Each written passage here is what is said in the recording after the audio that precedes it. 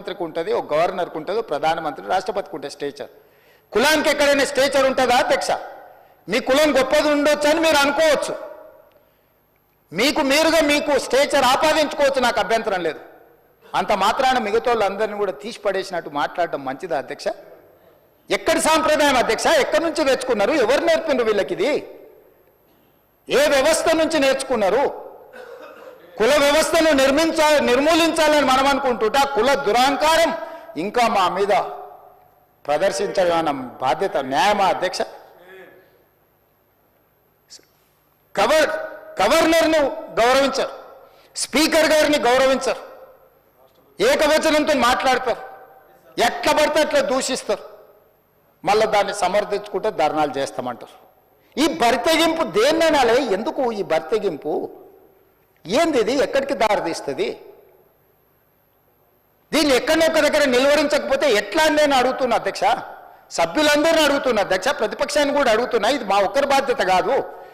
చట్టసభలలో మనల్ని మనం గౌరవించుకోనప్పుడు సమాజం మనల్ని ఎందుకు గౌరవిస్తుంది? వాళ్ళకి లేదా బాధ్యత? 10 సంవత్సరాలు ప్రభుత్వాన్ని నడిపినాం, 20 ఏళ్ళు ఉద్యమాలు చేసినాం, కేంద్రంలో రాష్ట్రంలో పనిచేసినామని ఎన్నో చెప్తారు, అన్నీ కరెక్టే. మీ విచక్షణ జ్ఞానం ఎక్కడ పోయింది? అజ్ఞానమే విజ్ఞానం అనుకునే రోజులు వచ్చినాయా?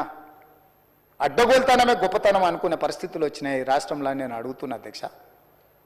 అందుకే ఈరోజు యువత కోసం నైపుణ్యాన్ని పెంపొందించాలని ఇంతకుముందు చాలా వివరాలు మా బట్టి గారు చెప్పిన ఆయన కూడా నేను చెప్పదలుచుకున్నాను అధ్యక్ష. ప్రతి సంవత్సరం 1,10,000 మంది విద్యార్థులు ఇంజనీరింగ్ సర్టిఫికెట్లు తీసుకొని గ్రాడ్యుయేట్గా బయటకు వస్తారు. కానీ ఉద్యోగానికి పోయినప్పుడు సాంకేతిక నైపుణ్యం లేకపోవడంలో ఉద్యోగాలు రావడం లేదు. తల్లిదండ్రులు ఊర్లలో రూపాయి కూడబెట్టి చదివిస్తే ఇంజనీరింగ్ పట్టా పొందే ఊర్లో వ్యవసాయానికి పోలేకపోతారు, చిన్న చిన్న ఉద్యోగాలు చేయలేకపోతారు. ఇంజనీరింగ్లో వాళ్ళకు ఉండాల్సిన నైపుణ్యం లేదు. అందుకే ఆలోచన చేసి మిత్రుడు శ్రీధర్ బాబు గారు మిగతా మంత్రులందరితో నేను మాట్లాడి ఏం చేయాలి, ఇక్కడ ఎక్కడో గ్యాప్ ఉంది, రిక్వైర్మెంట్కి సప్లై అండ్ డిమాండ్లో గ్యాప్ ఉంది, దీన్ని ఏం చేయాలని మేధోమదనం చేసి మేధావులందరినీ కూర్చోబెట్టి కార్పొరేట్ కంపెనీలను కూర్చోబెట్టి పదే చర్చించిన తర్వాత యంగ్ ఇండియా స్కిల్స్ యూనివర్సిటీ సాంకేతిక నైపుణ్యాన్ని పెంపొందించాలి. ఇది ప్రభుత్వంలో ఉండే నిర్వహిస్తే మన దగ్గర ఉన్న 14 యూనివర్సిటీలకు ఇదొక యూనివర్సిటీ అవుతే ప్రయోజనం లేదు అని కార్పొరేట్ కంపెనీలు దిగ్గజాలు, ప్రపంచంలోనే రాణించిన కార్పొరేట్ కంపెనీలకు సంబంధించిన గొప్ప వ్యక్తుల్ని పిలిచి కూర్చోబెట్టి యంగ్ ఇండియా స్కిల్స్ యూనివర్సిటీకి Mahindra group of companies chairperson Anand మహేంద్రాని రిక్వెస్ట్ చేసి chairperson of Young India Skills యూనివర్సిటీకి పెట్టిన బోర్డ్ ఆఫ్ డైరెక్టర్లో సక్సెస్ స్టోరీ ఉన్న అపోలో నుంచి మొదలు పెడితే రెడ్డి ల్యాబ్స్ వరకు గొప్ప కంపెనీలు ఉన్న వాళ్ళనే కాకుండా దేవయ్య అని మీకు తెలుసు, అమెరికాలో గొప్పగా రాణించాను ఒక దళిత బిడ్డ వరంగల్ జిల్లా నుంచి. అతను ఆ బోర్డులో కొన్ని వేల కోట్ల రూపాయల డాలర్లు ఆస్తులు సంపాదించిన డాక్టర్ దేవయ్యను కూడా బోర్డులో పెట్టినాం అధ్యక్ష. ఎందుకంటే అతను ఇక్కడ నుంచి అమెరికాకి వెళ్ళి అమెరికా దేశాన్ని శాసించేంత ఎత్తుకు ఎదిగాడు. అతను కూడా ఈ బోర్డులో మనం తీసుకొచ్చి పెట్టినాం అధ్యక్ష. వరంగల్ బిడ్డ, ఒక దళిత బిడ్డను అమెరికాలో ఉన్న అతన్ని పిలిపించి ఇది బోర్డులో మీరు ఉండాలని నేను పర్సనల్గా అమెరికాలో కలిసి రిక్వెస్ట్ చేసి అతన్ని తీసుకొచ్చి ఇక్కడ ఈ బోర్డులో డైరెక్టర్గా పెట్టినాం అధ్యక్ష. ప్రతి పనిలో సూక్ష్మంగా ఆలోచన చేసి భవిష్యత్ తరాలకు ఆదర్శంగా నిలబడాలి అని చెప్పి ఈరోజు మేము నిర్ణయాలు చేస్తుంటే ఆ స్కిల్స్ యూనివర్సిటీ రాబోయే రోజుల్లో ప్రపంచానికే నైపుణ్యంతో కూడుకున్న యువతను అందిస్తుంటే ఆ రోజు మాకు ఆనందం ఉంటుంది. సింగపూర్ వెళ్ళి సింగపూర్లో టెక్నాలజీ సెంటర్ సింగపూర్ గవర్నమెంట్తోని ఒక MOU అండర్స్టాండింగ్ చేసినాం నేను శ్రీధర్ బాబు గారు.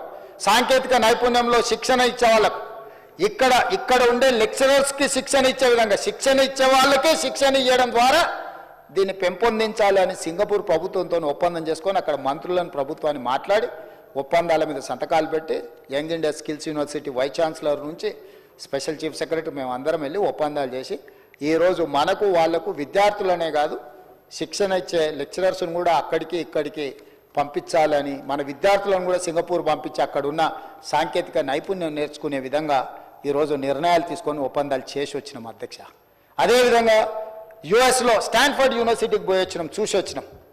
ప్రపంచంలో పేరెన్నికగన్న స్టాన్ఫర్డ్ యూనివర్సిటీని కూడా మన యంగ్ ఇండియా స్కిల్స్ యూనివర్సిటీలో ఏదో రకంగా వాళ్ళని భాగస్వాములను చేయాలని, ఆక్స్ఫర్డ్ యూనివర్సిటీని అందులో భాగస్వాములు చేయాలని ప్రపంచంలో గొప్ప యూనివర్సిటీలతో ఒక ఒప్పందానికి ఏదో రకంగా వాళ్ళ సహకారం తీసుకొని దీన్ని ముందుకు తీసుకెళ్లాలని మేము నిరంతరం పనిచేస్తుంటే మా పర్యటనలో అవహేళన చేస్తారు. ఎటకారంగా మాట్లాడతారు అధ్యక్ష.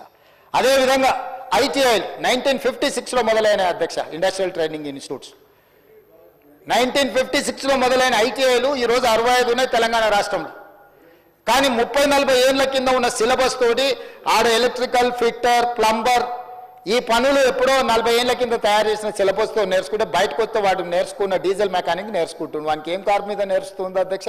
Ambassador fiat car. వాడు ఆడ పని నేర్చుకొని బయటకు వస్తే అంబాసిడర్ ఫియట్ ఏడు దొరకాలి రిపేర్ చేయడానికి. అట్లనే ఈ రోజున్న సాంకేతిక నైపుణ్యం మారిపోయింది అధ్యక్ష. అందుకే టాటా ఇన్స్టిట్యూట్తో, టాటా కంపెనీతో మాట్లాడి 100 ఏటీసీలు ఈ ఐటీఐలను సాంకేతికంగా రోబోట్తో సహా ప్రతి సాంకేతికంగా ఈరోజు ప్రపంచంలో ఎంత అభివృద్ధి చెందిందో వాటిని అప్ టు డేట్ టెక్నాలజీని ఇక్కడ పెట్టడానికి టాటా కంపెనీతో ఒప్పందం చేసి ఈ 65 ఐటీఐలతో పాటు అదనంగా ఇంకొక 100 ఏటీసీలు అడ్వాన్స్ టెక్నాలజీ సెంటర్ ఒక్కొక్క దానికి దాదాపుగా ఒక్కొక్క ఇన్స్టిట్యూట్కి ఇప్పటికి 2400 కోట్ల రూపాయలు అందులో ఖర్చు పెడితే 300 కోట్లు మనం ఇస్తే 2100 కోట్లు వాళ్ళు ఇస్తున్నారు అధ్యక్ష దీన్ని అప్గ్రేడ్ చేయడానికి. ఇప్పుడు 35 పెరిగినాయి కాబట్టి ఇంకా ఒక 1000 కోట్లు పెరిగితే కూడా వాళ్ళు పెట్టడానికి సిద్ధంగా ఉన్నారు అధ్యక్ష. టాటా సంస్థ మీకు ప్రపంచంలోని పేరెన్నికగన్న సంస్థ. ఒక కార్పొరేట్ సోషల్ రెస్పాన్సిబిలిటీ కింద వాళ్ళందరినీ తీసుకొచ్చి ఒప్పందం చేసి తెలంగాణ రాష్ట్రంలో ఉండే సాంకేతిక నైపుణ్యాన్ని పెంపొందించి నిరుద్యోగ యువతకు శిక్షణ ఇచ్చి ఉపాధి అవకాశాలు కల్పించి మిడిల్ ఈస్ట్ కంట్రీస్లో ఏం కావాలన్నా ఇక్కడ నుంచి మనం పంపించాలని ఈరోజు వాటిని అభివృద్ధి చేసి ఒకవైపు నడిపిస్తున్నాం అధ్యక్ష.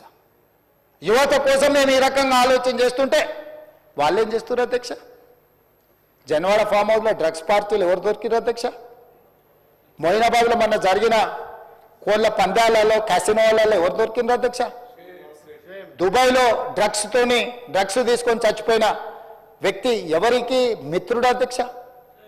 మిత్రుడు చచ్చిపోతే శవాన్ని కూడా ఇక్కడికి లేకుండా వెళ్ళి దుబాయ్లో కూర్చొని పైన వేసి ఆ శవాన్ని అక్కడనే దానం చేపించి వచ్చిన చరిత్ర ఎవరిది అధ్యక్ష? వీళ్ళ అధ్యక్ష యువత గురించి మాట్లాడేది. ఫామ్ హౌజులలో దీపావళి పండుగ రోజు వాళ్ళు మనం దీపావళి పండుగకి ఏం కాల్స్తాం అధ్యక్ష? చిచ్చుబుట్లు కాల్చుకుంటాం. వాళ్ళు సారా బుట్లు పెట్టుకొని డ్రగ్స్ పెట్టుకొని కొకేన్ పెట్టుకొని దావతులు చేసి మా బామ్మార్ది ఇంటికి పోతావా అంటాడు. ఏంది అధ్యక్ష?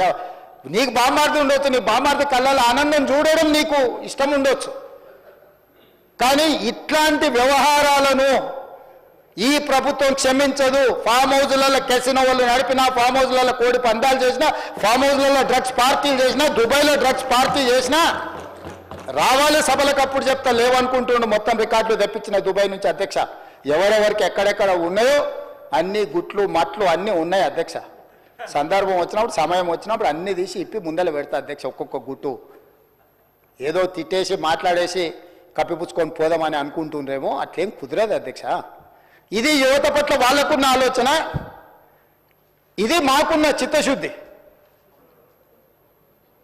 అందుకే అధ్యక్ష అదేవిధంగా ఐఏఎస్లకు సివిల్స్కు ప్రిపేర్ అయ్యేటోళ్ళు ఉన్నారు, ఐఏఎస్ ఐపీఎస్లు.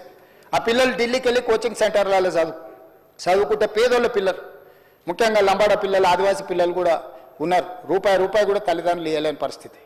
వాళ్ళకి శిక్షణ ఇవ్వడానికి వాళ్ళకి సహాయం చేయాలని సింగరేణి నుంచి ఒక ప్రత్యేకంగా రాజీవ్ గాంధీ సివిల్స్ అభయహస్తం పథకాన్ని ప్రవేశపెట్టి ప్రిలిమ్స్ సెలెక్ట్ అయితే 1,00,000 రూపాయలు, మెయిన్స్కు సెలెక్ట్ అయితే 1,00,000 రూపాయలు, ప్రభుత్వం వైపు నుంచి ఉండడానికి వసతులు అన్నీ ఏర్పాటు చేసి తెలంగాణ నుంచి ఐఏఎస్లను, ఐపీఎస్లను, ఐఎఫ్ఎస్లను ఈ దళిత, గిరిజన, ఆదివాసీ, బలహీన వర్గాల బిడ్డలు, మైనారిటీ బిడ్డలు రావాలి.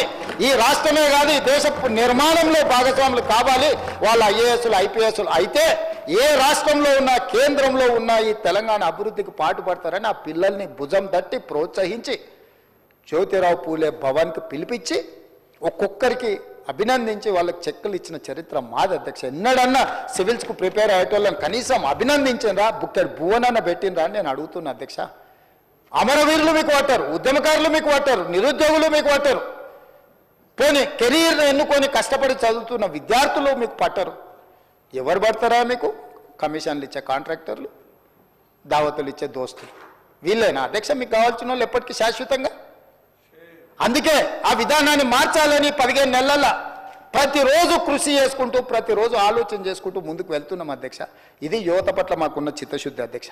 అదేవిధంగా అధ్యక్ష ఉద్యోగాలు మేమిచ్చిన నోటిఫికేషన్ అంటారు, ఏం వెళ్ళింది కానీ తోక వెళ్ళలేదు అంటారు.